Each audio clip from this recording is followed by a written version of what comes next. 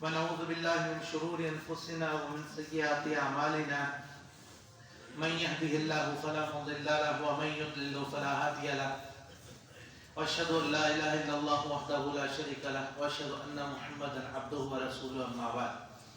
عزیزان گرامی،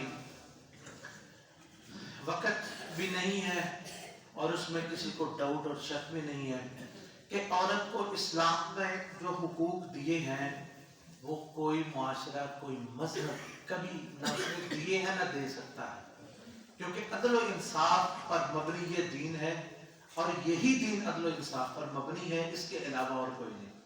اس لیے اس کے حقوق اور اس کے واجبات سب سے زیادہ معتدل ہیں.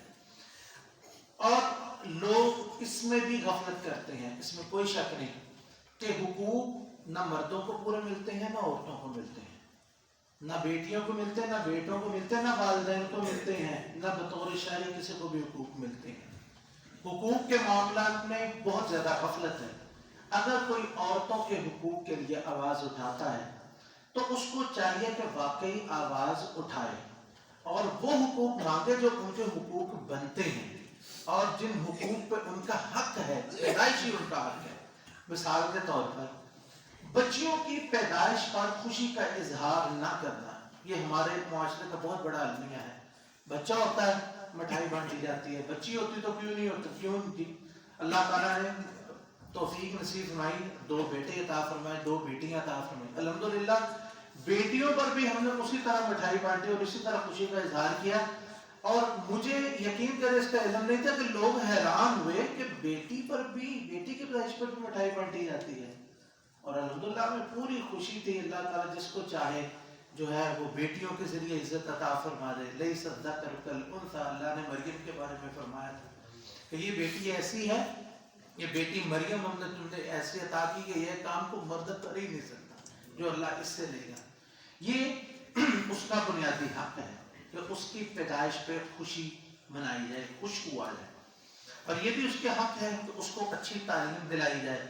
دنیاوی تعلیم بھی ہونی چاہیے اور دینی تعلیم بھی ہونی چاہیے. اچھی تربیت اس کی ہونی چاہیے، خوشی سے اس کی پرورش ہونی چاہیے. بچوں کی پرورش کرنا اچھی بات ہے، لیکن جو بچی کی پرورش کرتا ہے، نبی علیہ السلام نے فرمایا جو 2 بیٹیاں ان کے پالتا پوستا یا 2 بہنوں کو اللہ توفیق دے تو قیامت کے روز وہ جنت میں میرے ساتھ ایسے ہی ہوگا. یہ عورتوں کا حق ہے. اسی طرح گھر کے کاموں میں عورت کا ہاتھ بٹانا جو نبی علیہ الصلوۃ والسلام کا طریقہ کار ہوتا تھا. یہ کہتی ہے کہ کھانا خود گرم کر لو، یہ کر لو اور وہ کر لو.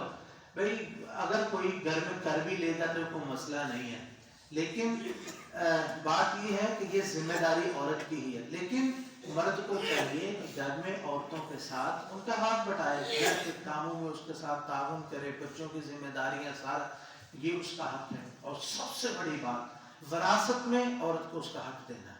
وراثت میں عورت کو، بہن کو، بیٹی کو اس کا حق ملنا چاہیے اور اس کے لیے آواز اٹھانی چاہیے. اور اس کے لیے اب شاید قانون بن بھی گیا ہے کہ اس میں ہونا یہ چاہیے کہ وراثت میں معافی کا تصور ہی نہیں ہونا چاہیے.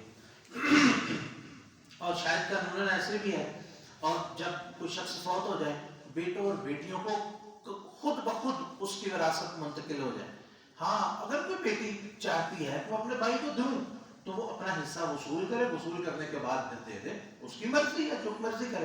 یہ وراثت میں جو عورتوں کا حق ہے اس پہ جو ہے وہ اس کے حقوق کے لیے آواز اٹھانی چاہیے. بیویوں کے ساتھ اچھا سلوک کرنا. نبی کریم صلی اللہ علیہ وسلم سے دنیا سے جاتے ہوئے آخری جو وصیت کی، اس وصیت میں نماز کا اور جو لونڈیوں کے ساتھ، غلاموں کے ساتھ اچھا سلوک اور عورتوں کے ساتھ اچھا سلوک یہ تھا. اور اسی طرح عورتوں کے حقوق میں سے یہ ہے کہ ان کو گھورا نہ جائے، نگاہیں نیچے رکھی جائیں. اور رستے کے میں یہ نہیں ہے کہ وہ جاؤ اور جو گزرے وہ نقاب کیا وہ کھلے منہ اس کو گھورا سر سے لے کے پاؤں تک. یہ عورتوں کا حق ہے کہ ان کے لیے نظریں جھکا کے رکھی جائیں. اور یہ ان کو چاہیے کہ اور یہ کہیں ہم عورتیں ہیں، ہم عزت ہیں، ہم کھلونا نہیں ہیں. یہ چیزیں عورتوں کے حقوق جو ہیں اس کے لیے آواز اٹھائیں تو انشاءاللہ ہم بھی ان کے ساتھ ہیں، بلکہ ہم سر فہرست ہیں. ہم یہ حقوق دلوانا چاہتے ہیں، لیکن جو حقوق آپ چاہتے ہیں، بدکاری کے حقوق، وارثین کے حقوق، بھائی اور جو ہے وہ پاک اس کی بدنامی کے حقوق، یہ حقوق جو ہیں نہ اسلام دیتا ہے نہ معاشرہ دیتا ہے. اللہ تعالیٰ محفوظ فرمائے. اللہ تعالیٰ سب بیماروں کے لیے ہم دعا کو ہے اللہ ہم کو صحت تندرستی عطا فرمائے. اللہ تعالیٰ ہم کو ہدایت نصیب فرمائے. اللہم انا نسألک الہدی والتقی والعفاف والغنی. یہ دعا کثرت سے کرنی چاہیے. اللہم انا نسألک الہدی والتقی والعفاف والغنی. اے اللہ ہم تجھ سے ہدایت کا سوال کرتے ہیں اور تقوی کا سوال کرتے ہیں اور عفت کا سوال کرتے ہیں کہ اللہ ہماری عزتوں کو محفوظ فرما. اللہ ہمارے بیماروں کو صحت تندرستی عطا فرما. جو پریشان حال ہیں اللہ ان کی پریشانیاں دور فرمائے. جو بیمار ہیں اللہ انہیں صحت تندرستی عطا فرمائے.